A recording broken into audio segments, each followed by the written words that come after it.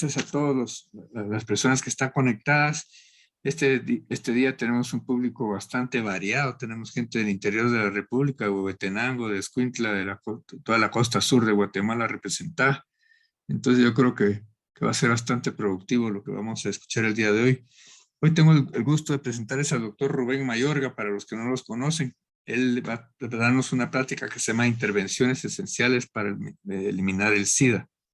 Y él trabaja en la OPS y el OMS. El doctor Mayorga, en su currículum, en mayo del 84 se graduó de médico y cirujano en la primera promoción de la Universidad Marroquí. Del 85 al 92 estudió enfermedades infecciosas en el Instituto Pasteur en Francia.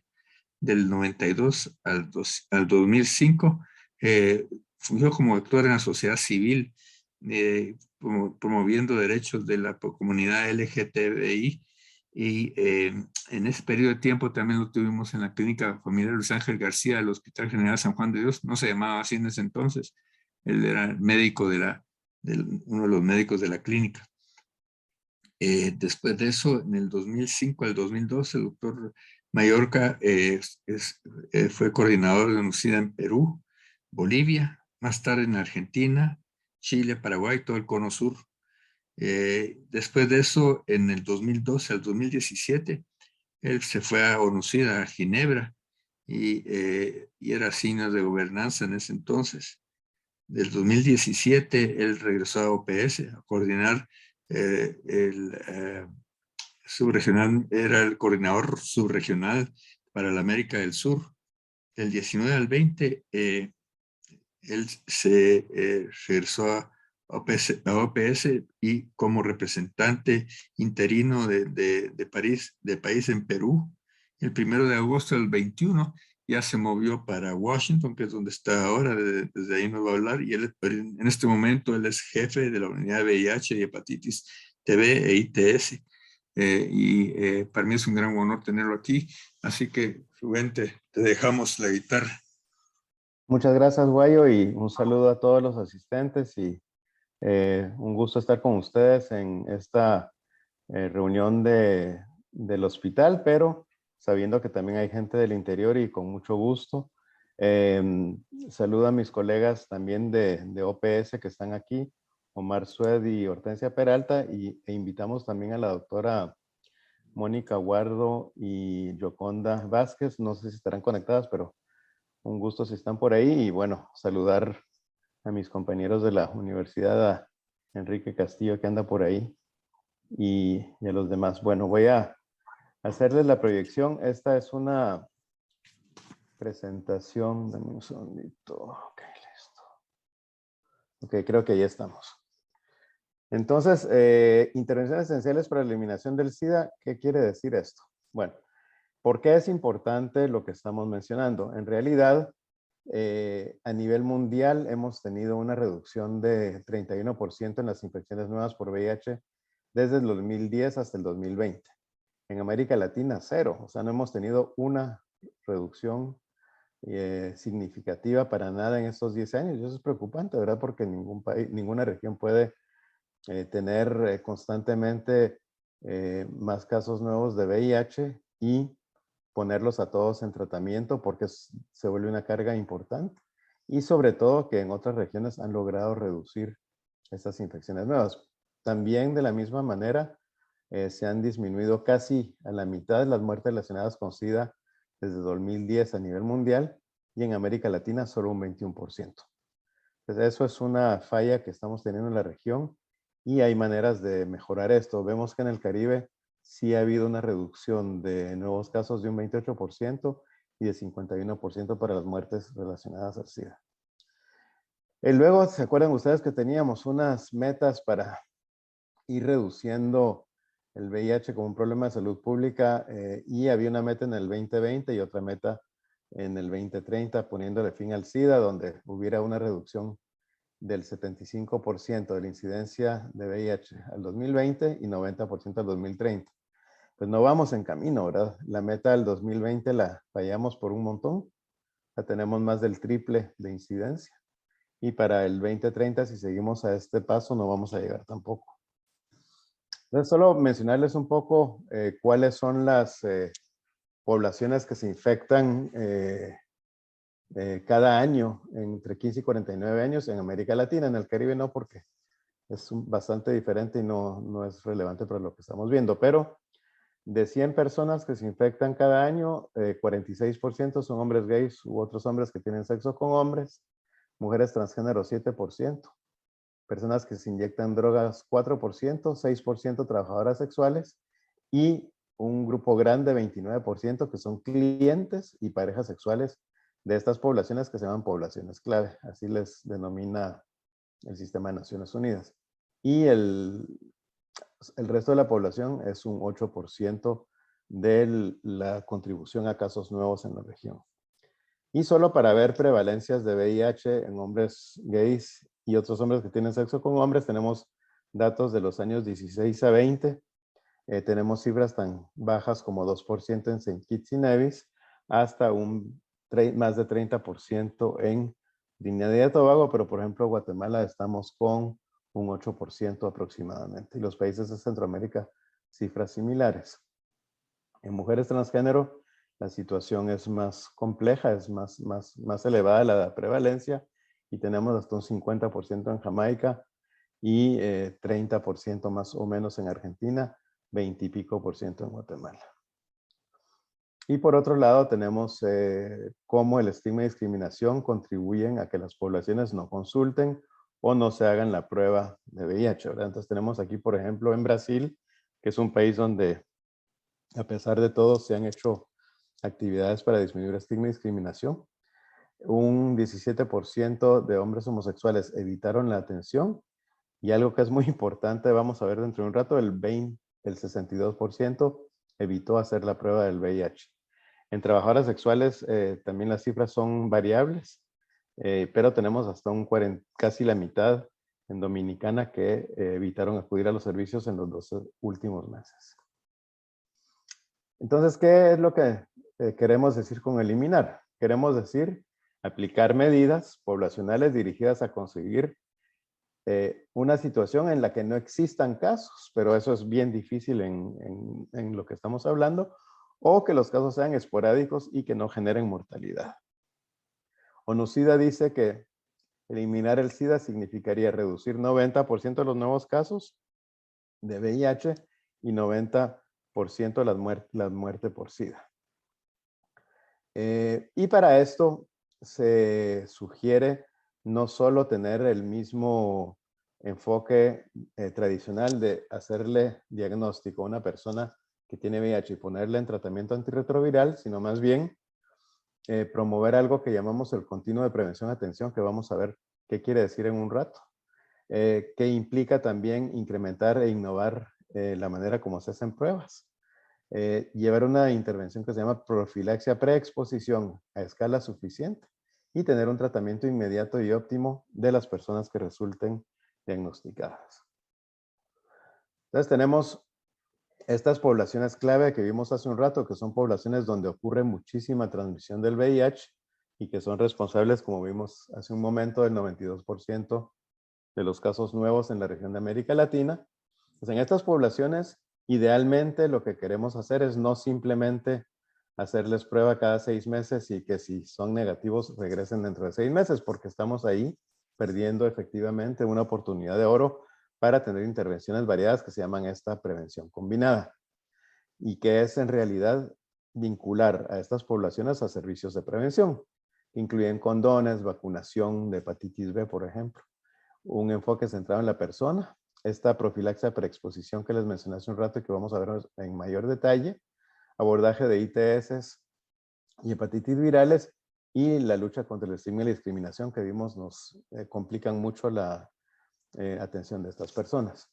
Y el éxito de esta intervención se mide por el porcentaje de personas que se mantienen negativas. Por otro lado, por supuesto, como vimos, estas personas tienen prevalencias elevadas de VIH, y quienes sean positivos o positivas, necesitaríamos ponerlos en tratamiento óptimo y de inmediato, ¿verdad? Teniendo cuidados de calidad también, hacer diagnósticos oportunos de infecciones oportunistas y tener la carga viral suprimida Y uno de los éxitos de esta intervención es que la persona se mantiene con carga viral suprimida y por supuesto con calidad de vida bastante buena. ¿Cuáles son los compromisos necesarios para implementar estas acciones de prevención combinada? No vamos a ver la lista entera, sino que vamos a ver solo algunos ejemplos.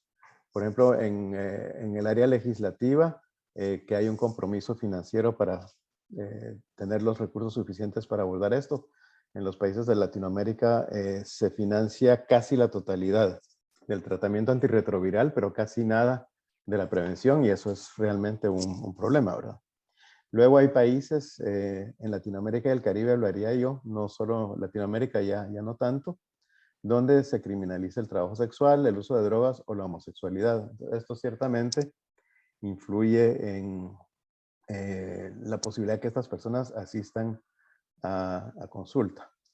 Y por supuesto las medidas específicas de no discriminación es necesario tenerlas porque si una conducta o una no es legal o es criminalizada, pues es difícil implementar acciones contra la discriminación porque de hecho iría todo esto en contra de las leyes existentes. Y en cuanto al empoderamiento de la comunidad, por ejemplo, los grupos afectados tienen que poder exigir igualdad de derechos y no discriminación como parte de lo que es necesario para implementar esas acciones de prevención combinada.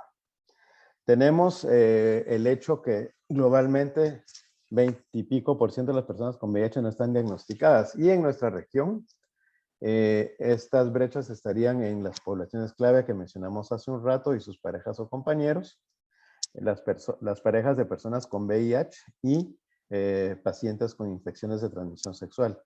Y tal vez me permitiría anotar ahí que en parejas de personas con VIH hay un tema importante, por ejemplo, en mujeres embarazadas, que algunas se infectan durante el embarazo o durante la lactancia porque no están al tanto que la pareja es seropositiva. Ahora hay enfoques bastante nuevos y los vemos aquí para detectar VIH. Tenemos los clásicos, que es en los establecimientos de salud, en clínicas especializadas, en la consulta externa, en clínicas de tuberculosis, clínicas de infecciones de transmisión sexual, de planificación familiar o de control prenatal. Luego también clásico en entornos comunitarios, a domicilio, de puerta a puerta, en lugares móviles, en lugares de socialización. Y estas recomendaciones actualizadas, por ejemplo, la derivación por un prestador, donde un prestador capacitado de forma confidencial entra en contacto directo con las parejas y compañeros de la persona positiva y les ofrece la posibilidad de hacerse una prueba. Una también modalidad nueva es establecer redes de contacto para realizar pruebas de VIH entre parejas sexuales o compañeros de las personas clave, sean estas seropositivas o seronegativas.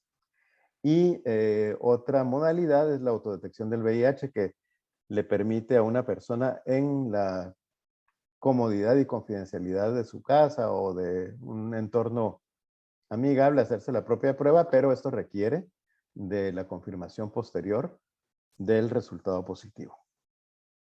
Vemos en esta cascada de pruebas y tratamiento cómo los hombres en general a nivel mundial tienen una situación peor que las mujeres porque conocen menos su estado de infección, tienen menos acceso a tratamiento y tienen menos supresión de la carga viral.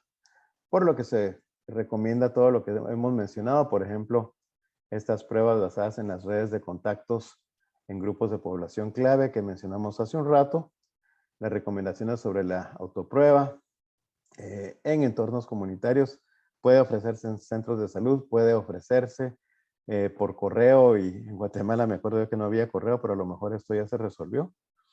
O puede también estar disponible en puntos de venta, farmacias, en lugares de culto y en lugares de trabajo. No creo que en lugares de culto en Guatemala, pero es algo de lo que menciona la literatura. ¿Y cómo es la situación de autoprueba en las políticas nacionales a noviembre del año pasado? Pues países que sí tienen política desarrollada, Guatemala está allí, en el 2020 la desarrolló, y había 10 países al 2021 que ya la tenían eh, desarrollada la política. La política que está en desarrollo, otros 10 países, y con autoprueba disponible, solo 5 países. Entonces vemos que no es suficiente tener la política desarrollada, sino que la prueba también tiene que estar disponible para que las poblaciones puedan tener acceso a esta modalidad de detección del VIH. Escalar la PrEP. PrEP es una combinación de 2 medicamentos antirretrovirales que tienen como finalidad evitar la transmisión del VIH, y su eficacia y eficiencia es superior al 99% en muchos entornos, ¿verdad? Pero lamentablemente hasta finales del 2020 solo había 34.500 personas en América Latina y el Caribe en PrEP. Como vemos en la gráfica del lado derecho, el color azul y azul oscuro son América, ¿verdad? El azul más claro es solo Estados Unidos, y el azul un poquito más oscuro es los demás países excepto Estados Unidos, y vamos a ver que es una cantidad mínima de personas en nuestra región que están en profilaxia preexposición. Y vemos aquí el detalle, vemos cómo el país que más gente tiene en profilaxia preexposición es Brasil, seguido por Haití, Perú, México, Dominicana. Esa es la mayoría de las personas que están en profilaxia preexposición para evitar infectarse con el VIH están en estos países, y vemos que Guatemala tenemos un dato de 484 al año 2020. No tenemos datos del primer trimestre del 2021. Y ciertamente esta intervención sufrió con la pandemia de COVID-19, pero de todos modos no estamos muy avanzados en esta región. Y sobre PrEP, vemos que en adolescentes la mayoría o no tiene información o tiene una baja percepción de riesgo. Luego los proveedores de salud para esta población no les interesa o no conocen qué es esto de PrEP.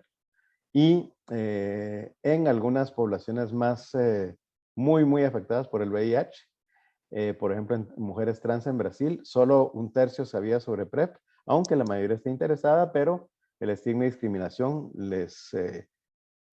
no les motiva mucho a ponerse en esta modalidad de prevención. Y recordemos también que en muchos países más del 20% ya tiene VIH.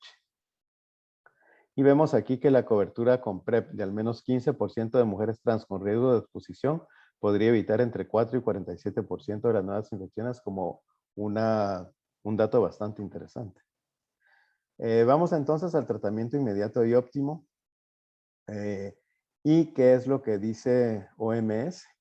Que hay que iniciar rápidamente luego de hacérsele el diagnóstico confirmatorio de VIH a una persona, y que iniciar rápidamente es en menos de 7 días después del diagnóstico. En muchos países, desafortunadamente, se hace una serie de exámenes, además de la confirmación de la infección por VIH de las personas cuando tienen este diagnóstico, y esto hace, en primer lugar, que se pueda incurrir en costos importantes, y en segundo lugar, que se retrase mucho este inicio, y mientras más se retrasa, más complicado es, y menos porcentaje de gente inicia tratamiento sabiéndose que tiene una infección que necesita de esta intervención. Las únicas situaciones en donde se debería esperar 4 a 6 semanas es en tuberculosis meningia y en criptococosis meningia. Vemos cómo en Haití el tratamiento rápido evita en 50% la mortalidad, y además aumenta la retención en el sistema. 80% del grupo que inició el mismo día es retenida versus 72% en el estándar. ¿Por qué es importante hacer la transición a este tratamiento óptimo que se llama tenofovir, levibudina y dolutegravir, y que existe en presentación genérica? Por varias razones. En primer lugar, es seguro incluso en embarazadas y niños mayores de 1 mes de vida. En segundo lugar, es muy eficaz. Por ejemplo, en Brasil, el 90% de quienes transicionaron a este tratamiento estaban suprimidos al año, con una probabilidad 56% mayor que con tenofovir, lamivudina de Favirenz, que es la otra combinación muy utilizada en nuestra región, y que lamentablemente también el Favirenz en muchos países, más del 10% de las personas tienen un virus que es resistente al Favirenz. y es supremamente bien tolerado. En Brasil la prevalencia de efectos adversos en 276,000 adultos fue de 0.07%. Otras ventajas: puede usarse en segunda y tercera línea, puede utilizarse con tuberculosis, muy escasas interacciones, y la supresión viral es más rápida y por más tiempo que el TLE, que era lo que se usaba mucho hasta hace poco. Y además puede utilizarse en terapia doble con 3TC. Vemos, por ejemplo, este país, ejemplo en América Latina, que tenía este montón de esquemas de tratamiento, y cómo este montón de esquemas de tratamiento, se imaginarán ustedes, es una pesadilla logística para quien tenga que manejarlo. Entonces, OMS recomienda transicionar a transitar hacia este tratamiento en la mayoría de los casos. ¿Cuáles son los resultados de esta transición? Menos efectos adversos, menos resistencia, un mayor umbral a desarrollar resistencia, menos comprimidos, más tolerancia, más adherencia y, por supuesto, una mejor calidad de vida. Tenemos aquí cuáles son los regímenes actuales y a dónde se puede transicionar en casos en los casos que estamos diciendo, ¿no? En niños es muy similar. Tenemos aquí el régimen que se puede usar y cuándo se puede transitar hacia este dolutegravir, que idealmente tiene que ser dispersable, y que esta transición ayuda a reducir la cantidad de pastillas y asegura la continuidad con el crecimiento. Vemos, por ejemplo, que se puede transitar hacia dolutegravir a medida que los niños van subiendo de peso. Y la buena noticia es que el Fondo Estratégico de la OPS tiene estos medicamentos a disposición de los países. El precio, por ejemplo, del tenofovir, lamivudina, dolutegravir, es de $5.11. Y lo que le contaba a Guayo hace un rato, el TAF, que es otra presentación de tenofovir que es menos tóxica para el riñón, la lamivudina, dolutegravir, a $5. Y luego el medicamento que se usa para la PrEP, que es el que está de último en amarillo, $4.50. Todos los productos son precalificados por la OMS o aprobados por una agencia reguladora de referencia como la FDA o la Anvisa de Brasil. Y el tratamiento óptimo, ¿qué resultado tiene en la vida real? Por ejemplo, en Venezuela, con la crisis que existe, había en el 2018 30,400 personas con varios regímenes. Al ayudar el fondo a comprar medicamentos para Venezuela, se hace la transición a TLD y tenemos en el 2019 ya 37,870 personas en este tratamiento y 47,000 para el año 2020.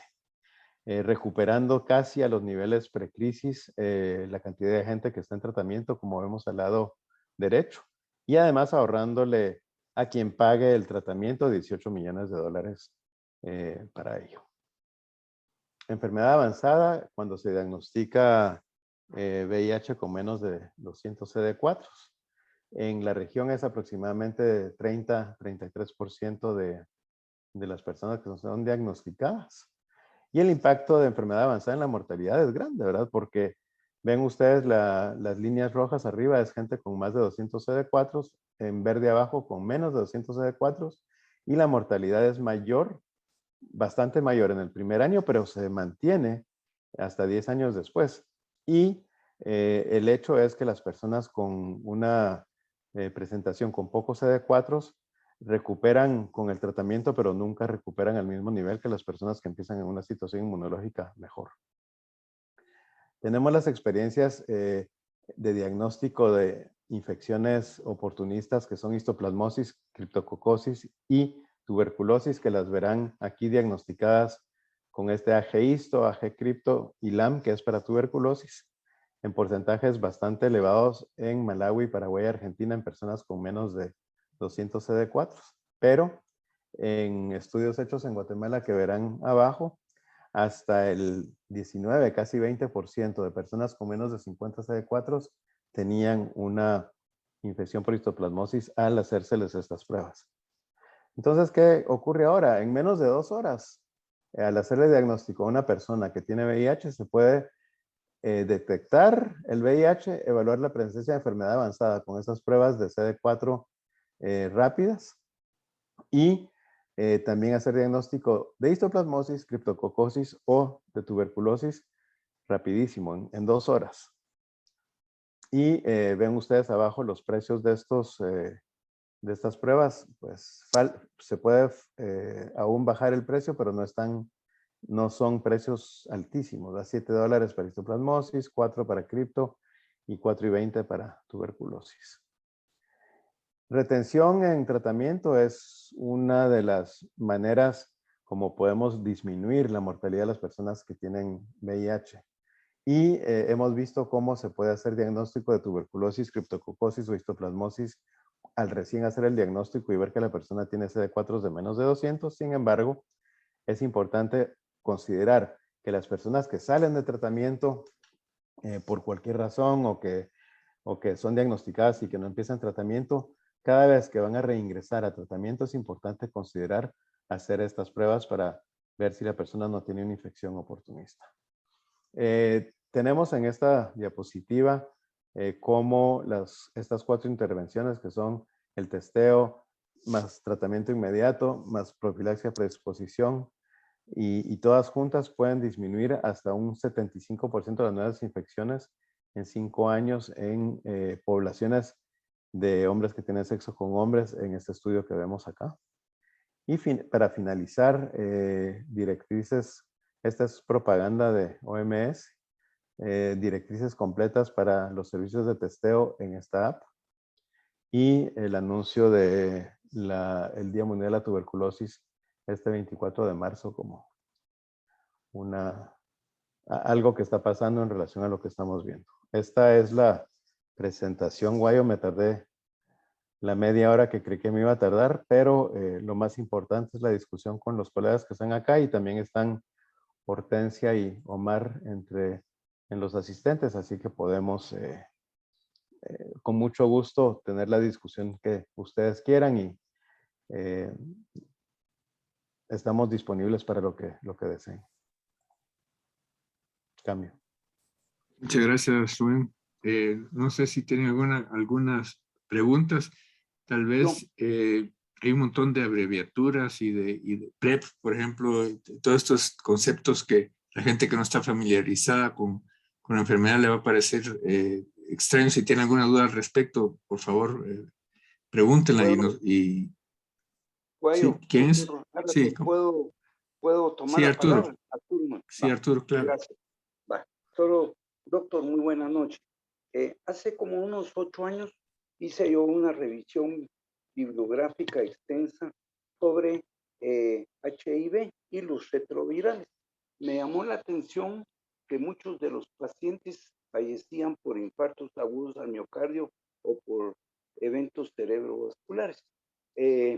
Muchos retrovirales que desconozco yo lo que ha pasado en los últimos 8 años en HIV, pero los que yo revisé tenían un efecto liposoluble a nivel del hígado, se eliminaban por medio de citocromo P3A4. Y la rosuvastatina es diferente a la atorvastatina. Me voy a explicar brevemente porque fue la razón de tomar la palabra. Las dos son estatinas, pero se diferencian estructuralmente en que rosuvastatina Crestor es hidrosoluble y se elimina por medio de citocromo 13-9 y 13-19. En cambio, atorvastatina Lipitor es liposoluble y se elimina por medio de citocromo 3A4. Sabemos que el 50% o más de los fármacos se eliminan por esta vía a nivel hepatocelular, citocromo P3A4, y muchos retrovirales se eliminan por esta vía. Y mucha información que yo recopilé prohibían o hacían mención que no se debería de utilizar atorvastatina, sino que rosuvastatina, porque la vía de eliminación era diferente. Salió publicado un nuevo fármaco de origen asiático, pitavastatina. ¿Qué ventaja tiene la pitavastatina? Una, que es hidrosoluble y liposoluble. Quiere decir que juega con las dos estatinas ya en el mercado farmacéutico. Lamentablemente, pitavastatina no tiene estudios en personas que tienen elevación de LDL y de proteína C reactiva como una proteína inflamatoria más de 3 miligramos, pero no hay estudios en la población mundial. Tampoco existe en prevención secundaria. Prevención secundaria es cuando la persona ya tiene enfermedad coronariana. Para finalizar, que es mi pregunta a usted, doctor, ¿cuántos o tiene usted algún porcentaje que hayan recabado de cuántas personas que tienen HIV tomando retrovirales? Mi pregunta es, ¿les dan ustedes estatinas? Si les dan estatinas, ¿cuáles dan?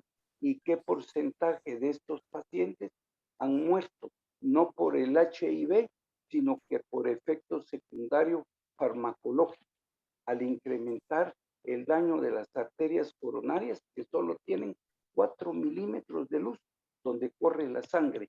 Y si un medicamento actúa negativamente, hay que tomarlo en cuenta. Gracias. Doctor Suez tiene levantada la mano, me imagino que quiere comentar al respecto. Así es, güey, gracias. Sí, no sé si quieres Rubén antes y si no yo puedo también contestar eso, esta pregunta. Rubén. Adelante, adelante. Gracias, doctor Arturo. Es muy cierto lo que dice. Igualmente hay que hacer algunas consideraciones y algunos contextos. Todos estos trabajos que usted hizo, esta muy buena revisión hace 10 años. Hace 10 años sí que había muchísima preocupación por el riesgo cardiovascular porque se utilizaba muchísimo inhibidores de proteasa y en particular el lopinavir ritonavir, que como bien usted dice se metabolizan por el sistema P450, producen mucha inhibición, producen muchos trastornos lipídicos, dislipidemias importantes, hígado graso, y había un aumento de el riesgo cardiovascular, particularmente en personas no tan grandes como en la población general. Y por eso se hablaba del envejecimiento acelerado con una presentación de infartos y de otras comorbilidades unos 10 años antes que en la población general. Esto fue mejorando afortunadamente. Acá también había un impacto posiblemente un impacto de la abacavir. Esto afortunadamente fue mejorando con la introducción de los nuevos medicamentos, del dolutegravir en particular, que tiene mucho mejor perfil lipídico y no se asocia tanto. Y hoy las cohortes en Estados Unidos no están mostrando sistemáticamente un mayor riesgo, un envejecimiento acelerado, digamos que se infarten antes, como sí se mostraba con los otros medicamentos.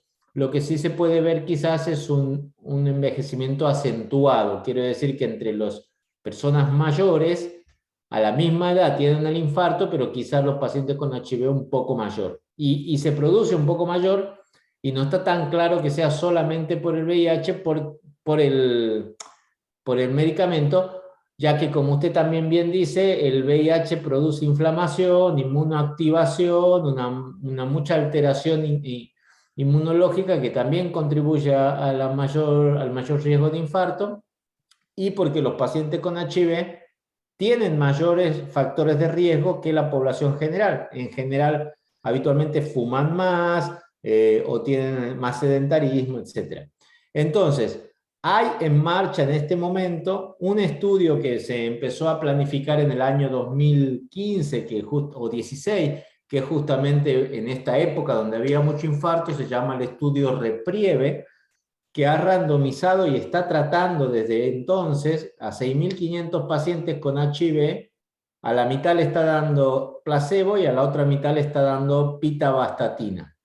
Y el estudio sigue. Que el estudio sigue es bueno y es malo. Es bueno porque significa que el estudio sigue en marcha, pero es malo porque si sigue todavía después de 3 o 4 años de estudio, significa que todavía no se han llegado a determinar realmente que ninguna de las dos ramas, ni el placebo, ni el de la droga de estudio, tengan un impacto diferente. Entonces, realmente el impacto que puede estar teniendo la pitavastatina probablemente no es tan importante como se pensó al inicio.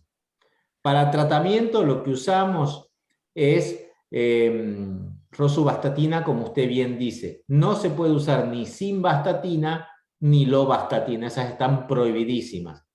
Atorvastatina se puede utilizar, pero empezando con dosis más bajas, porque en pacientes con HIV con algún inhibidor de proteasa, esto se puede duplicar la concentración. Así que sí, es preferible directamente indicar rosuvastatina, como bien dice, y en ese sentido listo. El otro problema que tenemos que tener en cuenta en nuestra región es que estos son problemas más de primer mundo, en el sentido de que en los países que han controlado la transmisión, que tienen muy pocos nuevos casos, más de la mitad de sus pacientes tienen 50 años.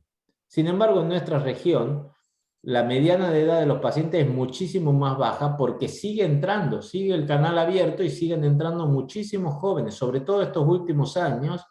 Hay muchos más jóvenes gay con nuevo diagnóstico y por eso es lo importante que tenemos que cortar ese chorro, evitando que estas personas se infecten, proponiendo otras medidas de prevención, como decía el doctor Aratón, la PrEP, la profilaxis preexposición.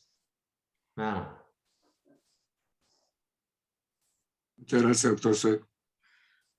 No veo ninguna mano levantada, no sé si alguien quiere Guayo, hacer hay una doctora Vilma Reyes que pide sobre el tratamiento en niños con dolutegravir y que en Guatemala aún no hay tratamiento, no sé si dispersable, para niños con dolutegravir. Todavía no hay, y Guatemala tiene una muy mala experiencia con los dispersables. Es probablemente uno de los pocos países que los médicos pediatras no quieren usar dispersable, aunque es la indicación de utilización de dispersable, porque como saben no necesita ponerse en la heladera y es mucho menos volumen y es mucho más fácil de hacer seguimiento con eso. Entonces los dispersables se está discutiendo y el ministerio está discutiendo con mesa técnica y con gente de los implementadores y de Fondo Global y con OPS para introducir el dolutegravir. Así que esperemos que en 3 meses o 4 como mucho ya lo tengan. El tratamiento es muy fácil porque si ya tienen dispersable, cualquier niño de más de un mes hasta que cumple 20 años, puede usar dolutegravir de 10 miligramos con abacavir y 3-TC. Cuando cumple 20 kilos, hasta los 20 kilos, no los 20 años, perdón. Cuando cumple 20 kilos, ya se lo puede pasar a la pastilla de 50 de dolutegravir más abacavir 3-TC. Y cuando tiene 30 kilos, ya puede pasar al TLD o al TAF 3-TC dolutegravir. Así que ojalá que en 3 o 4 meses ya puedan tener en el país el dolutegravir. Y dejo a mi compañera Hortensia con el tema de la vacuna.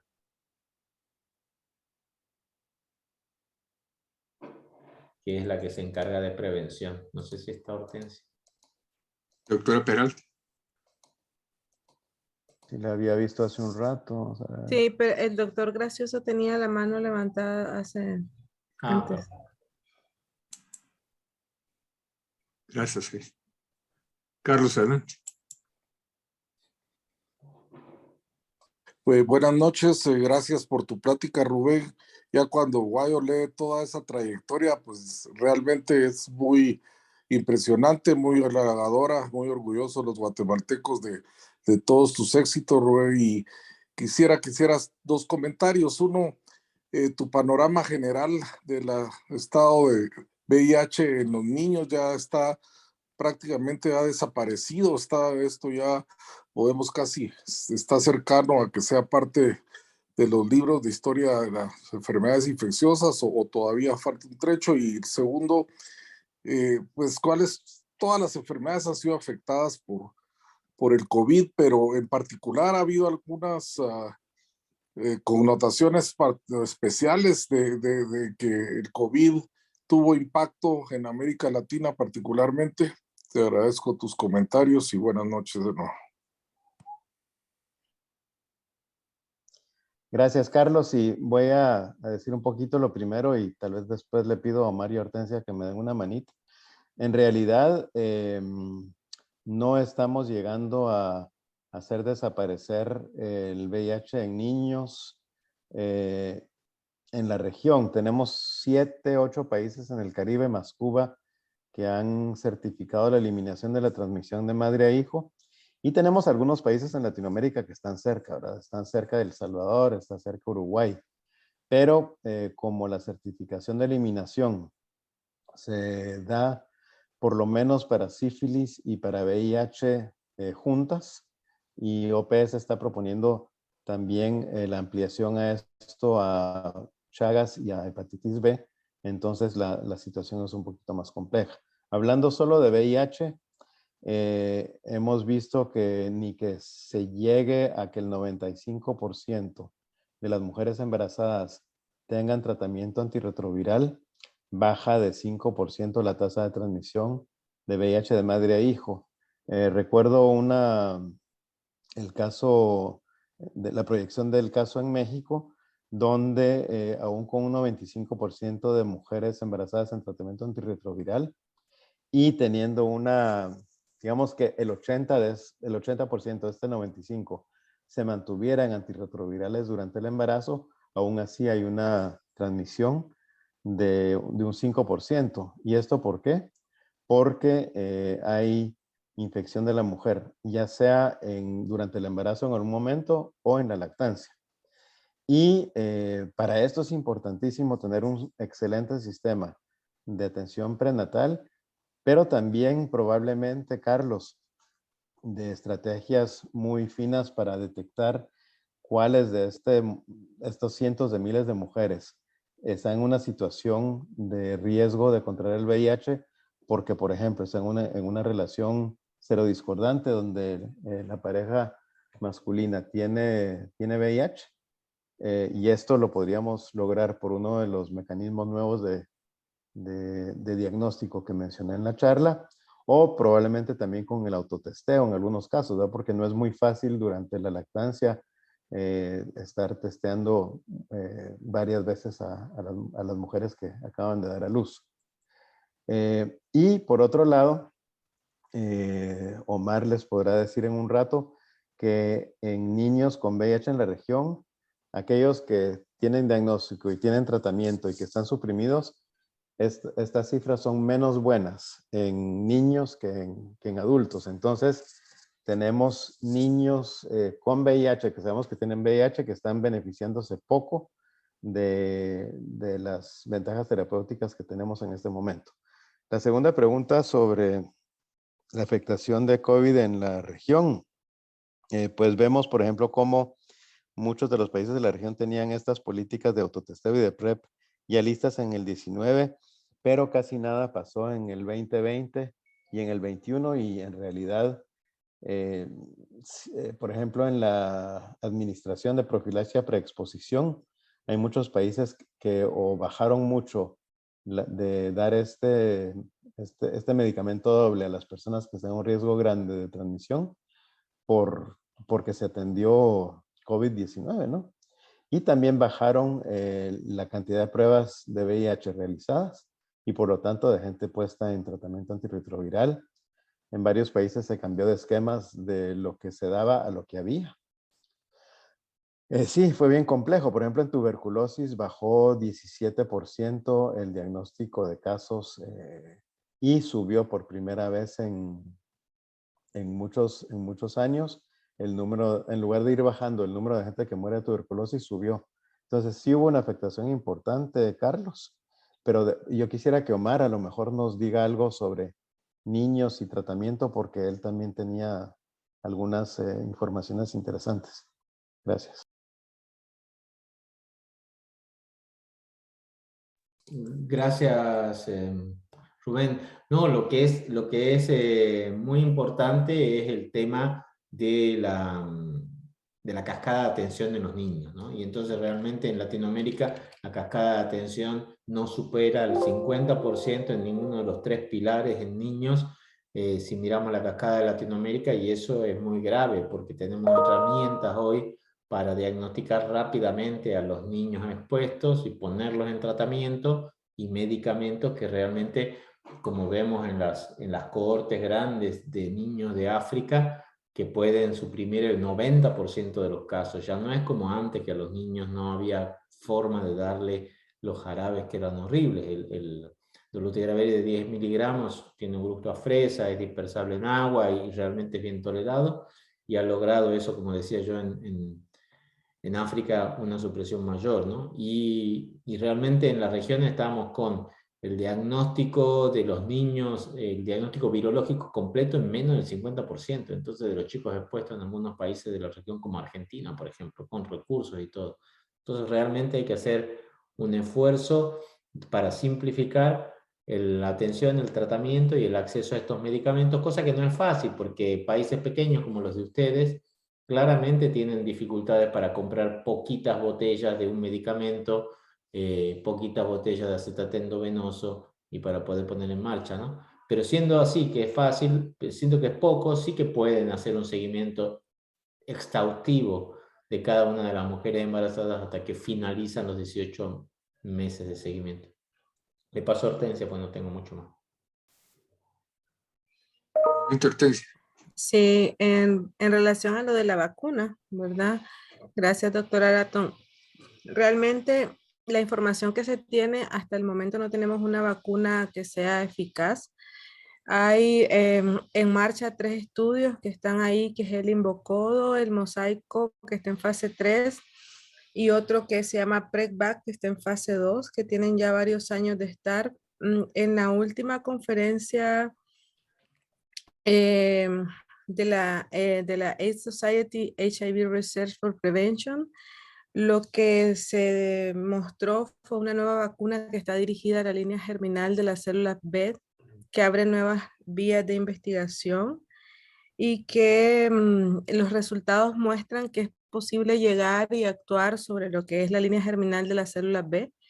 Ha sido valorado como prometedor, ¿verdad? Y ahí hay una alianza también entre investigadores, entre las plataformas de Moderna y las plataformas de lo que son las vacunas de ARNM, que han tenido mucho auge en el contexto de la COVID, ¿verdad? Pero falta bastante todavía para tener resultados sobre esto. Y aunque no es vacuna, tenemos bastante avance en la evolución y el desarrollo de la PrEP, no solamente como PrEP oral, sino como PrEP long acting, es decir, con el cabotegravir long acting, que sería una PrEP inyectable de mayor duración, o sea, de menos dosis en más tiempo, más alejado de los pacientes la necesidad de llegar a los servicios. Y aunque no es vacuna y no lo tratamos como vacuna, sino como terapia preventiva, sí se han dado grandes pasos en este sentido también. Eso sería lo que podría resumir. Gracias, doctora. Hay una pregunta de la doctora Jessica Barrios, que nos está preguntando si hay alguna cohorte de mujeres en edad fértil con dolutegravir. Me imagino que en Latinoamérica, y embarazo. Y cómo están los niños, cómo han nacido los niños, si han tenido problemas del tubo germinal o neurológicos, algún tipo de problema al respecto.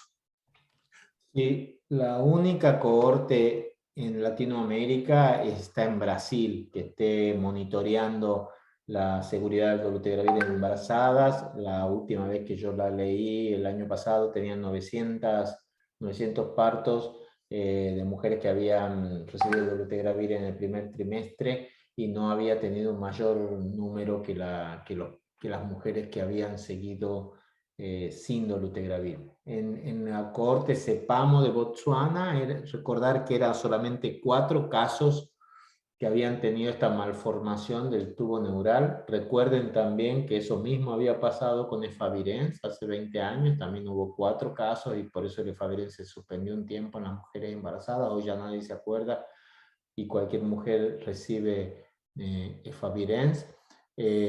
cuando se hizo el seguimiento de la cohorte CEPAMO durante estos 2 últimos años, no se han vuelto a presentar, hubo un solo caso adicional, creo, no se han vuelto a acumular muchos más casos y entonces la incidencia se ha ido diluyendo, la prevalencia se ha ido diluyendo y esto que apareció como una señal al comienzo ya no es una preocupación. Las tasas entonces de malformaciones son similares a la población sin dolutegravir en la concepción y se asume que esto que pasó en Botswana hace 3 años fue más, creo que 3 años, más asociado a déficit nutricional por falta de folato que específicamente a un efecto directo del dolutegravir. Así que por eso Estados Unidos en su guía de HHS, Europa y la OMS consideran el dolutegravir como el tratamiento de elección en mujeres embarazadas. También hay una diferencia también, creo yo, de la suplementación de folatos en Brasil con respecto a África, que era mucho mayor. Y posiblemente en eso estriba la diferencia entre el país africano y Latinoamérica. Sí, claramente sí, doctor. Narda Medina tenía la mano levantada, no sé si todavía está para hacer la pregunta.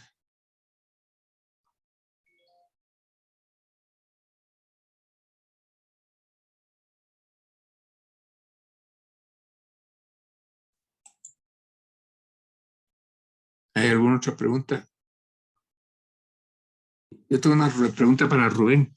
En tu diapositiva donde están los precios de las medicinas, $5 para TAF, que ya la lista esencial de medicamentos de la OMS ya tiene TAF, según me enteré. Esta es por año, por mes, ¿cuál es? Por mes, Guayo. Es por mes. Por mes, ok. Ok, perfecto. Y Pero solo es te la digo, combinación de TAF con 3-TC y dolutegravir. Es el combinado. No es TAF solo. Ok, no hay TAF solo, ok. Hay TAF solo, pero el precio ese es el precio del combinado. Ok, gracias. y estoy proyectando ahí, Guayo, los países que tienen registrado el TAF, ¿verdad? Y son los países que están en rojito. Podemos ver que Guatemala no tiene registrado ni dolutegravir ni TAF y por lo tanto puede comprar estas versiones del Fondo Estratégico de OPS. Ese no es el caso en países vecinos como El Salvador.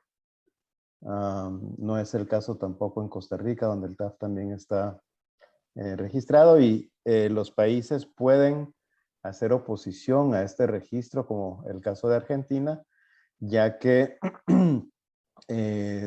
digamos, entre las modalidades de patentes de moléculas, se habla de un evergreening de ciertas moléculas donde con cambios pequeños a la molécula se puede patentar nuevamente y no tenerla patentada para siempre, ¿verdad? Básicamente. Pero en muchos países no se aceptan este tipo de patentes. Argentina es uno de estos países. Bueno, y en algunos otros se les otorga una licencia para la producción de genéricos en los países, ¿verdad? Pero por lo menos Guatemala en este momento no tiene ese problema.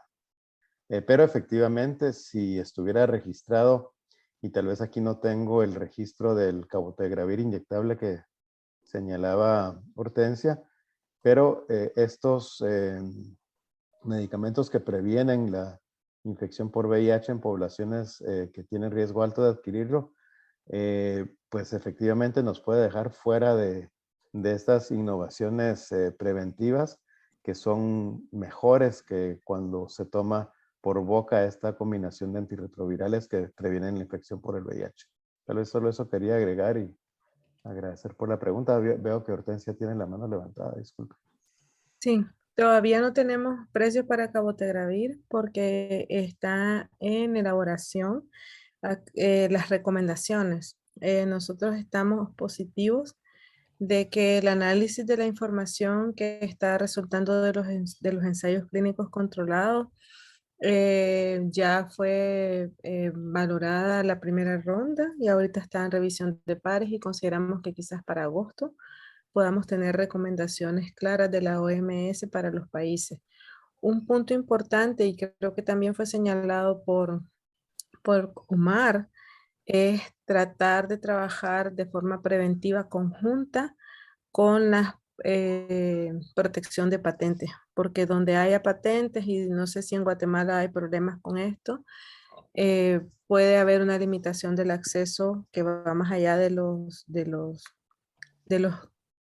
compromisos o de las propias estrategias que nosotros como OPS o OMS podemos hacer, y mucho más de lo que los países pueden hacer para protegerse de los registros de patentes que en el caso de Guatemala afectan, por ejemplo, tener que estar tomando lopinavir, ritonavir cuando podrían tener otros medicamentos eh, con menos reacciones adversas, ¿no?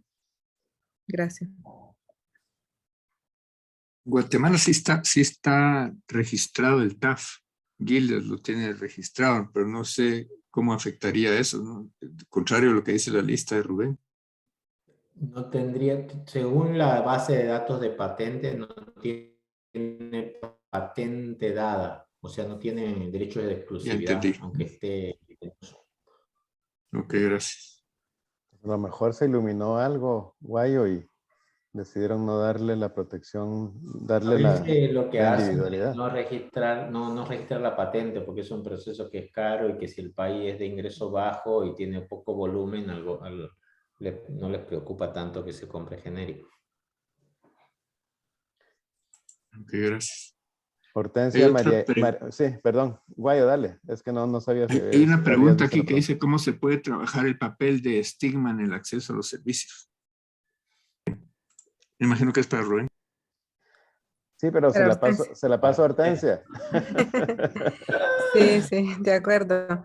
Estigma y discriminación es una de las principales barreras estructurales que estamos enfrentando, tanto los servicios de prevención como los servicios de atención. No podemos hablar de acceso sin trabajar estigma y discriminación. Y la primera es la sensibilización y la capacitación. Y un poco conversábamos hoy con otros colegas en otras reuniones, y es que pensamos que nosotros como proveedores de servicios de salud, médicos, enfermeras, que estamos directamente relacionados con los pacientes o con las personas que reciben la atención, somos de quien ellos reciben la información y de quien ellos reciben la empatía. Pero no es así. El estigma hay que trabajarlo con todos los trabajadores. Es decir, con cada parte del servicio de salud y con cada parte de la comunidad que pueda apoyarnos a disminuir este estigma. Si hay leyes que son homofóbicas, hay que trabajar en la erradicación de las leyes homofóbicas. Si hay leyes que limitan el acceso de las trabajadoras sexuales, si hay criminalización del trabajo sexual, estas leyes deben ser erradicadas para poder trabajar estigma y discriminación.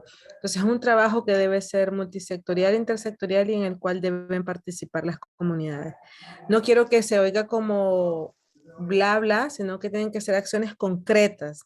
Identificar si hay leyes, hay que trabajar para que esas leyes se quiten. Y el estigma se debe trabajar con todos los trabajadores en un servicio de salud, comunitarios, o hospitalarios o de segundo nivel, para poder, para poder eliminar esta barrera. Porque es una de las principales barreras por las cuales principalmente hombres no acuden a los servicios de salud. Uno de los ejemplos más concretos es también cuando tenemos las consultas prenatales, están enfocadas en las consultas de las mujeres, pero nadie le hace caso al hombre, porque todo el servicio prenatal está dirigido a la mujer. Entonces, ahí hay un poco de estigma interno que también hay que trabajar en la población para que pueda acercarse y recibir una prueba de VIH, por ejemplo. No sé si la respuesta es clara. No, Hortensia, y agregar a lo que tú estás diciendo ahí, que efectivamente, si se pueden detectar aquellas mujeres embarazadas que están en relaciones serodiscordantes, allí también se le puede dar PrEP a la mujer embarazada, ¿verdad? O sea, se le podría dar PrEP. Y tenemos una pregunta de Marisol sobre la religión. Hortensia, no sé si quieres empezar tú. Perdón. Voy a leer la pregunta, pero...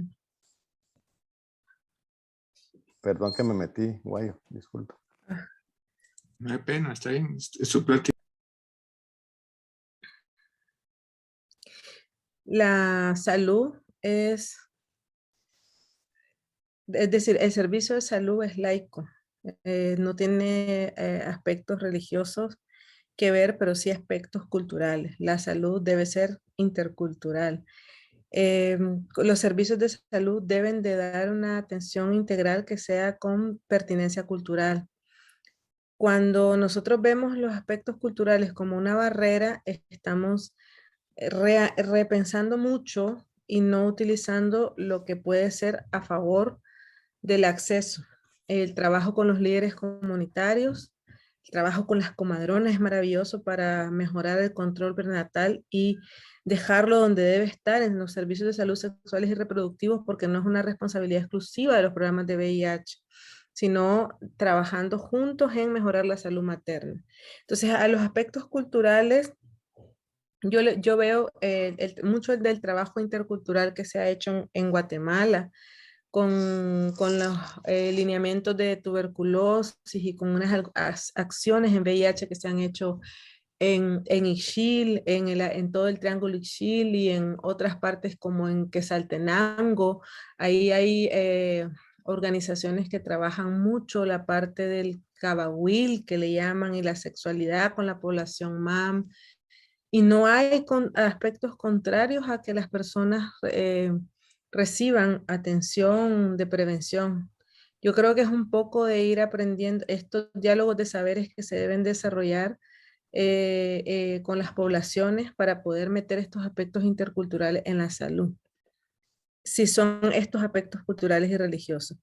Si nos vamos a otros temas religiosos de otro tipo, esos deben ser, creo, resueltos a través de políticas de Estado, donde las cuales el servicio de salud debe ser laico, ¿no? O sea, esa sería mi opinión. No sé si Rubén ahí tiene algo más que Pues decir. sí, yo en realidad, gracias Hortensia, porque me dio tiempo de leer un poco la pregunta de Marisol y de pensar un poco sobre esto, pero estoy pensando en los grandes defensores de los derechos de las personas con VIH en el mundo, y muchos de ellos han sido religiosos prominentes, ¿verdad? Por ejemplo, el recién fallecido Desmond Tutu era un gran defensor no solo de la gente con VIH, sino de estas poblaciones llamadas clave, homosexuales, trabajadoras sexuales, mujeres trans, que tienen un riesgo de infección mucho mayor al resto de la población.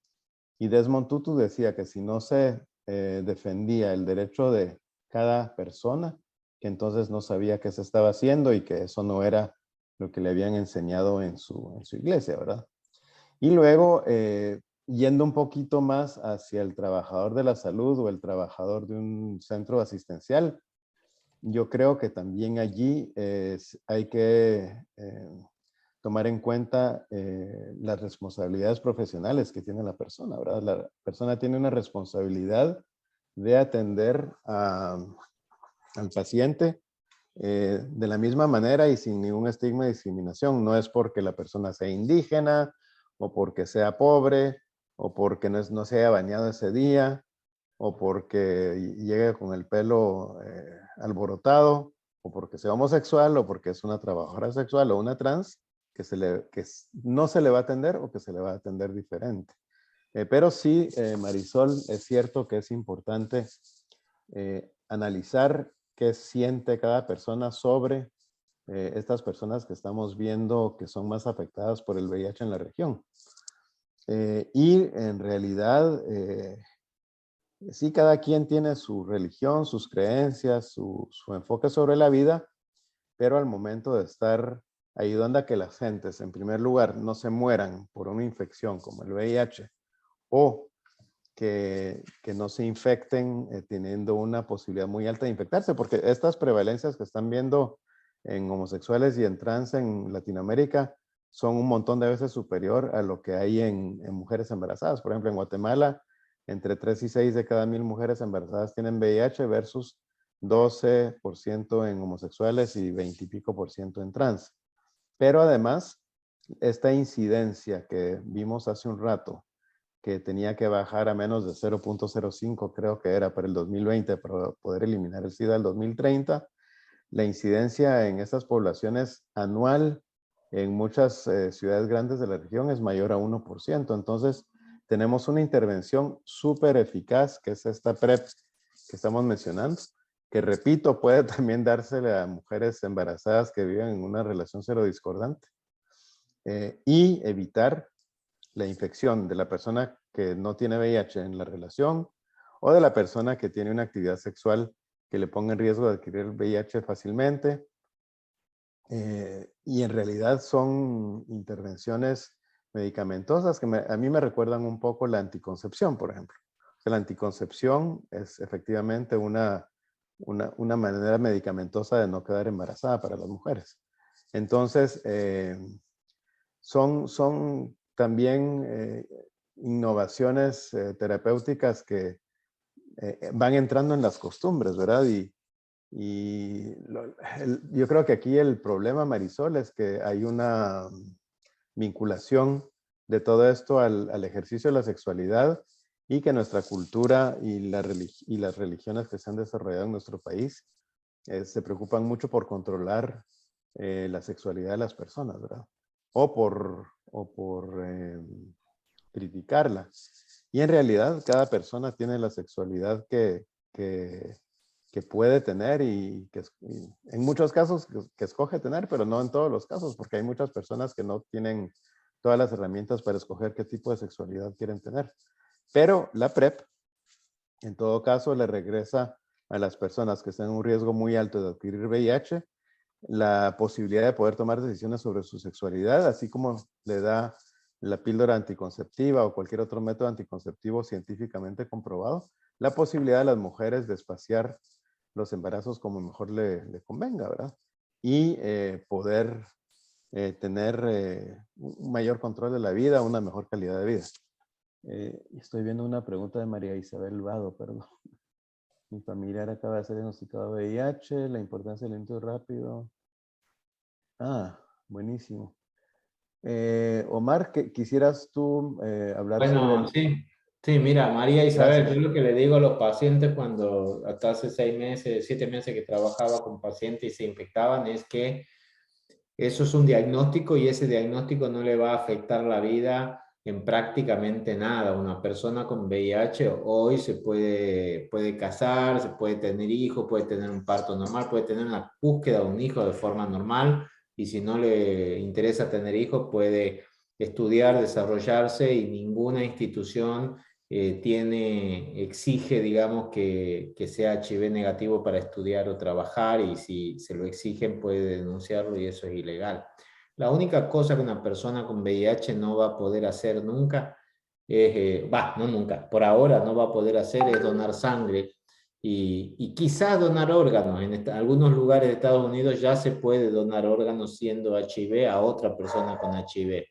Una persona con VIH hoy joven de 25 años va a tener una expectativa de vida casi similar a la población general. Entonces no tiene que tener miedo, eso no es una sentencia de muerte, no se va a morir de eso y lo único que tiene que hacer es tomar una sola pastilla por día. Pero lo más importante es que después de tomar una pastilla por día, después de 6 meses de tomar esa pastilla, cuando ya está indetectable, esa persona no transmite a nadie la enfermedad. Así que esa sensación de que es una bomba de tiempo, una bomba de transmisión, eso ya no tiene ningún fundamento y tenemos que tener muy claro ese mensaje de que el que no tiene virus en la sangre no transmite y que puede tener cualquier tipo de relación sexual que no va a haber transmisión aunque no utilice preservativo, ¿no? Y por eso es indetectable, es intransmisible, puede tranquilizar mucho a sus pacientes o a las personas que ustedes atienden que están buscando un hijo o que eventualmente tienen una pareja serodiscordante y les incomoda utilizar preservativos. Si son una pareja cerrada, no tienen riesgo de transmisión.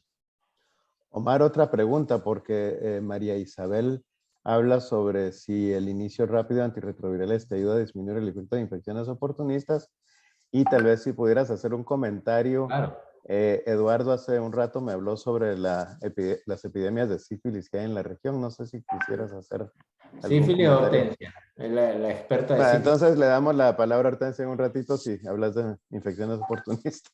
Bueno, sí, claramente la OMS recomienda que una persona tenga tratamiento en el mismo día de la confirmación del diagnóstico. Eso hace algunos años parecía un pecado decir eso. Pero sin embargo, cuando uno diagnostica a un paciente, el paciente lo que quiere saber es si se va a morir o no. Y lo que quiere saber es qué puede hacer para solucionar esto. Ya sabe que no va a poder eliminar el VIH, por ahora la cura sigue en estudio, pero no está tan cerca. Entonces, lo que más pueden hacer los pacientes es frenar esa infección y bajar la carga viral. Entonces, por eso hay que aconsejar bien a los pacientes. Cuando uno entrega un positivo, hay que explicarles esto que habíamos dicho recién y hay que decirles que hay un tratamiento que no tiene efectos adversos prácticamente, que es bien tolerado, que le va a bajar la carga viral y si está dispuesto a comenzarlo hoy, ya darle la botellita con la pastillita para que ya lo tome hoy, que tome la primera pastilla frente a ustedes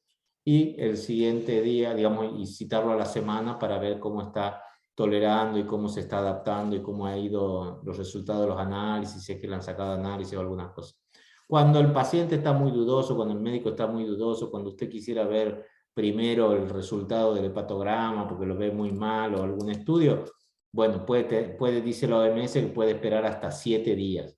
Pero hoy estamos viendo que en algunos lugares los pacientes demoran más de 3 meses en empezar el tratamiento. Y eso realmente pone a los pacientes, como Narda presenta mucho en muchas de sus presentaciones, Narda Medina también, que eso aumenta mucho la mortalidad. La mortalidad de los pacientes con enfermedad grave avanzada es muy alta el primer mes de tratamiento, o sea, el primer mes del diagnóstico. Entonces, realmente, en esos pacientes hay que acelerar la investigación de las infecciones oportunistas y empezar el tratamiento del VIH, las profilaxis con el Bactrim para todos los pacientes con menos de 200 y la búsqueda de tuberculosis, histoplasmosis, cripto.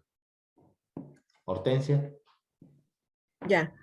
Voy a hacer referencia a la parte inicial que el doctor Mayorga mencionaba del continuo de la prevención y de la atención, y es que estamos siempre pensando como proveedores de la salud en diagnosticar VIH positivo, en tener personas que son VIH positivo, pero también cuando hacemos una prueba de VIH tenemos personas que son negativas y esas personas que son negativas tienen que entrar a servicios de prevención efectivas y servicios de prevención efectivas incluyen la PrEP, como ya dijimos, pero también incluyen todo el abordaje de la prevención combinada del VIH, que es el testaje, diagnóstico y tratamiento de las infecciones de transmisión sexual.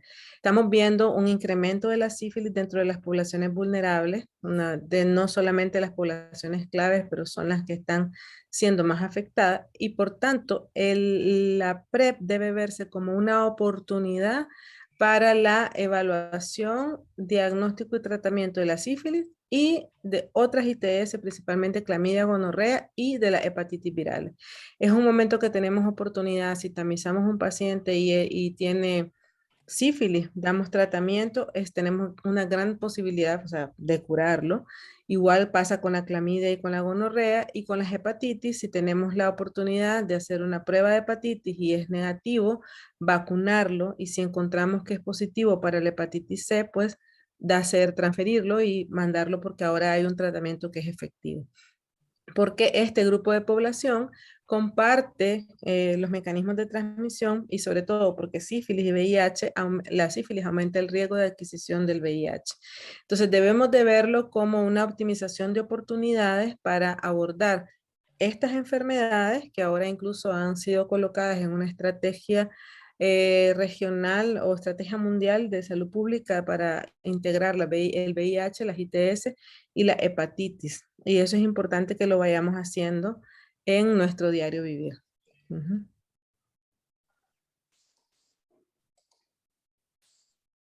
No sé si está clara la respuesta o necesito ampliar algo más. En el caso de las mujeres embarazadas, también hay que trabajar. Tenemos otra estrategia que es la estrategia de transmisión, de la eliminación de la transmisión materno-infantil del VIH, la sífilis y ahora incluida la hepatitis, ¿verdad? Que no es donde está la mayor concentración de casos para trabajar hacia la eliminación, pero también podemos trabajar en las tasas de transmisión que son un poco altas en Guatemala, abordándolo con el apoyo de los líderes comunitarios, las comadronas, todo este aspecto intercultural de la mejoría del control prenatal. Próximamente vamos a tener el lanzamiento del Orange Book, que incluye la hepatitis en la eliminación triple. No sé si quisieras hacer un comentario, Omar, sobre situaciones en que hay que retrasar un poco el inicio de tratamiento antirretroviral. Pregunta No, más de María. lo que vos pusiste ahí, que es exacto eso.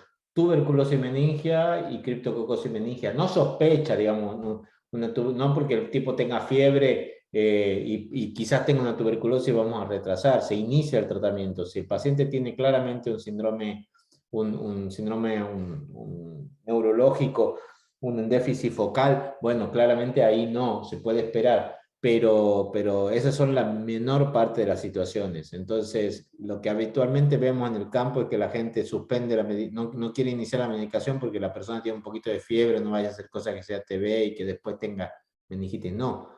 Si tiene meningitis, si tiene clínica de meningitis, ahí se demora. Si no, se inicia el tratamiento. Con la criptococosis, lo mismo. En realidad, el estudio de criptococosis es mucho más rápido, entonces si es positivo el antígeno, listo, se hace el antígeno líquido cefalorraquídeo, que está indicado. Entonces ahí eso es mucho más fácil que el diagnóstico de la tuberculosis meningia.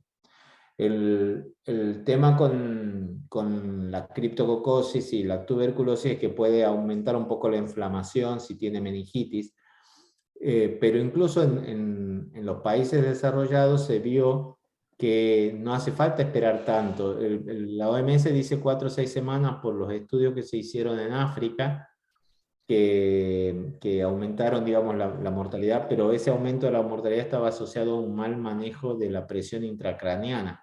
Si estos pacientes están en un lugar que tiene una terapia, que tiene un neurólogo, que tiene la posibilidad de manejar la presión de apertura y la hipertensión endocraniana, poner una válvula, pueden iniciar tratamiento antirretroviral, porque en definitiva eso es lo que los va a sacar de la situación de alto riesgo y les va a permitir una mejor sobrevida. Solo un comentario al respecto. Las micobacterias atípicas también pueden producir iris. Y entonces nosotros dentro del grupo de Narda Medina, que es una muestra del 60% más o menos de los pacientes nuevos que ingresan a las clínicas de VIH en Guatemala, hemos encontrado que la mortalidad más alta está en este grupo, cabalmente en los que tienen micobacterias atípicas. Claro que es bastante raro verlo, pues. Sin embargo, también puede, al igual que las micobacterias tuberculosis, pueden producir un síndrome de reconstitución inmune y pueden empeorar al paciente. Claramente las micobacterias atípicas pueden dar y algunos casos de micobacterias pueden dar meningitis también, claramente, y pueden dar iris en ese caso. Pero es normal, digamos, que sean los pacientes que con mayor mortalidad, porque los que tienen micobacterias son los que tienen menor CD4, general menos de 50 CD4, entonces son los que están mucho más afectados y son los que más iris van a tener. Pero sí, el manejo... Quiero decir, ahí mi pregunta a ustedes, doctora Ratón, sería si sistemáticamente en un paciente que le detectan una micobacteria típica, si le demoran el tratamiento por las dudas tengan el futuro meningitis o no. Yo no le demoraría.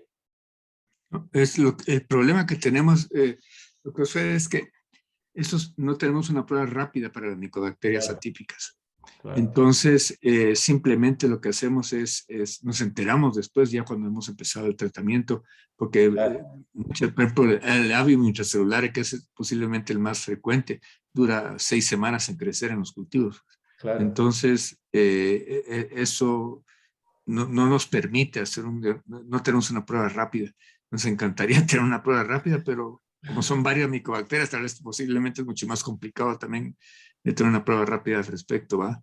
El TB-ELAM sí lo usamos bastante en pacientes que tienen CD4 bajos. Eso nos ayuda bastante. Y además de eso, tenemos PCR para tuberculosis también. Y eso nos ayuda muchísimo para ver si el paciente tiene meningitis por tuberculosis o tiene, en esputo tiene tuberculosis. Muchas veces el GeneXpert, la máquina esta de PCR-RT de micobacterias tuberculosas, que también prueba resistencia a rifampicina al mismo tiempo, es una prueba bastante buena, confiable. Incluso hay métodos ahorita que se están utilizando en tejido, líquido cefalorraquídeo, lo usamos bastante, con bastante buenos resultados, y sí vemos, yo diría que unas 10, 15 meningitis por tuberculosis en nuestros pacientes solo en la clínica donde yo trabajo. Pues. Los Cada estudios año. de NARDA, ¿sí? Cada año, dijiste. Al año. Sí, al año, sí. Ajá. Y los estudios de Narda Medina están hechos con todo, es una muestra como del 60% de la población de Guatemala, y está hecho por todas las clínicas de atención integral que está del país, excepto 2 que no quisieron unirse al grupo, y muchos de ellos están presentes aquí en esta plática, y ha sido el trabajo de ellos lo que nos ha dado toda esta información de los estudios de Narda Medina. Y nosotros, el primer día que llega el paciente, empezamos tratamiento en el 82% de los pacientes. Eso es maravilloso y lo felicito Fantástico. por FungiRed y por todo el esfuerzo que hacen. La verdad que está generando muchísima información, no solo para ustedes, sino también para toda la región. Y como ven y habrán escuchado, desde acá también tratamos de proponer ese enfoque que hacen ustedes, porque justamente han podido demostrar esta caída tan rápida de la mortalidad en solo un año. Un comentario respecto a la mortalidad. Nosotros habíamos logrado bajar la mortalidad de un año a otro a 7%, y en total como 30%, y con COVID nos volvió a subir a los niveles Yo anteriores. leí el artículo, es terrible. Pero bueno, Sí. sí, pandemia, ¿no? ¿Qué va a ser? La pandemia nos ha destruido todo. Pero no hay que aflojar y hay que avanzar y tratar de seguir identificando a estos pacientes lo antes posible y ponerlos rapidísimamente en tratamiento, como usted No, las menciona. ventajas que hay ahora es todas las medidas de diagnóstico que son tan rápidas, y la posibilidad esta que Guayo menciona de poner en tratamiento de inmediato a la persona diagnosticada. Claro.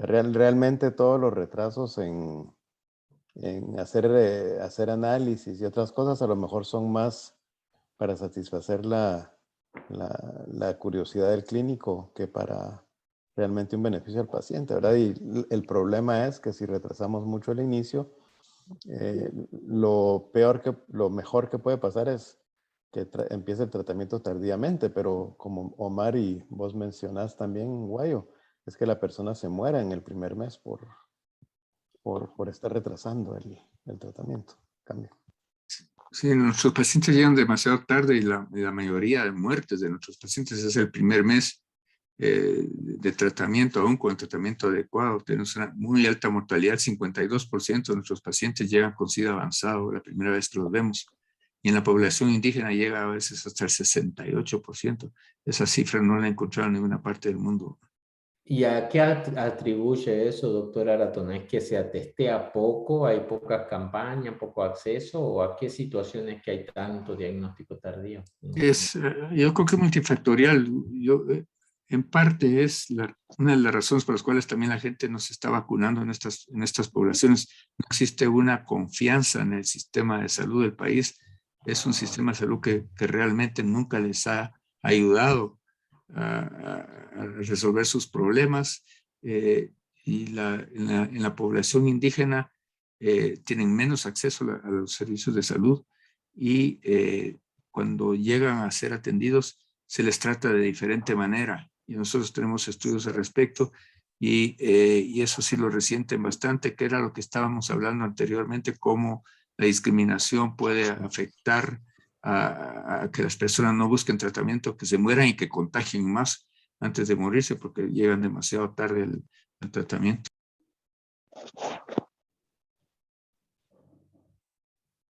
Quería decir un comentario, sí.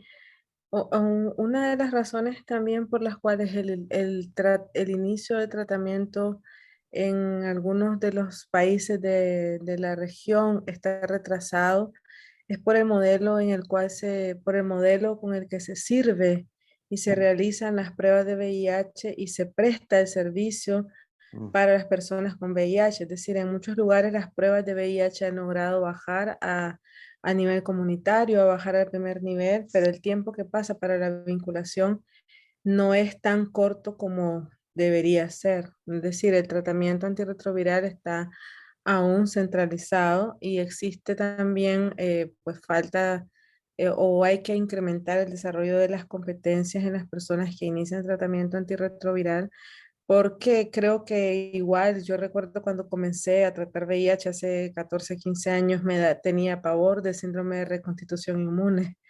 Y un día un médico me dijo, pero si la infectóloga sos vos, ¿en qué mejores manos va a ser el paciente de síndrome de reconstitución inmune si sos vos? Y es cierto, ¿no? Entonces, no es promover que haya síndrome de reconstitución inmune, pero sí es ir haciendo esa transferencia de competencias y trabajando en los modelos de desconcentración, sobre todo cuando la atención está en el tercer nivel y las pruebas están en el primer nivel. Estábamos viendo el análisis de Centroamérica, no específicamente solo el de Guatemala, el análisis de Centroamérica y de otros países que son apoyados por otros socios con una vinculación de hasta 30 días para inicio de tratamiento y algunos hasta 40, 50 días para inicio del tratamiento. Y una de las cosas que recomienda también la OMS en las últimas guías es la simplificación de los algoritmos de diagnósticos y el retiro del Western blot, porque algunos todavía tienen Western blot dentro de sus algoritmos y por tanto retrasan el inicio del tratamiento antirretroviral hasta no tener Western blot confirmatorio. Entonces, esas cosas que hemos puesto o la consejería preprueba, hacer más énfasis en la consejería posprueba que esté dirigida más a la retención y a la adherencia al tratamiento. Son cosas que han venido cambiando y que tenemos que modernizar también en nuestros lineamientos y también en nuestros clínicos y en nuestro personal paraclínico, psicólogos, trabajadoras sociales, para poder mejorar la vinculación del paciente al tratamiento antirretroviral, iniciarlo lo más pronto posible y la adherencia al mismo. Sería una de las consideraciones de lo que hemos leído y hemos visto.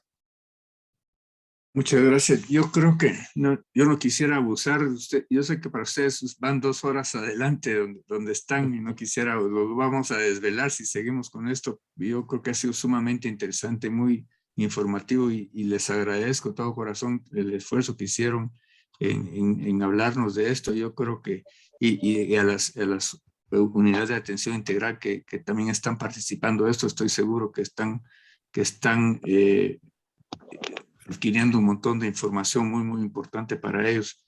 Así que yo creo que vamos a tener que dejarlo aquí porque la gente sigue preguntando y posiblemente quisieran seguir, doctor, yo creo que sería abusar de ustedes y muchísimas gracias por toda la participación y por a la doctora Peralta y al doctor Suez por colaborar también con Rubén para dar esta plática, y también quiero dar las gracias al Departamento de Informática del hospital y a la organizadora Hazel Noguera de todos estos eventos en el hospital, que ella es la que ha estado coordinando todo esto. Muchas gracias. Guayo, pues yo realmente un gustazo haber tenido esta charla, y para nosotros esta charla, como viste, nos va a servir para otras charlas similares con otros grupos. Y tal vez la única observación que tengo, y que es de pura curiosidad intelectual, es de saber si en otras charlas similares a esta hay tan poca participación de los hombres y tanta participación de las mujeres, porque viendo las preguntas, el primer doctor que hizo la pregunta, ¿no? El doctor Núñez, que hizo la pregunta sobre los lípidos y los infartos y todo esto, y que Omar indicó cómo era la vinculación con las drogas más viejas y lo demás. Pero luego de eso, casi todas las preguntas todas las preguntas les hicieron mujeres, ¿verdad? Entonces, solo a ver si...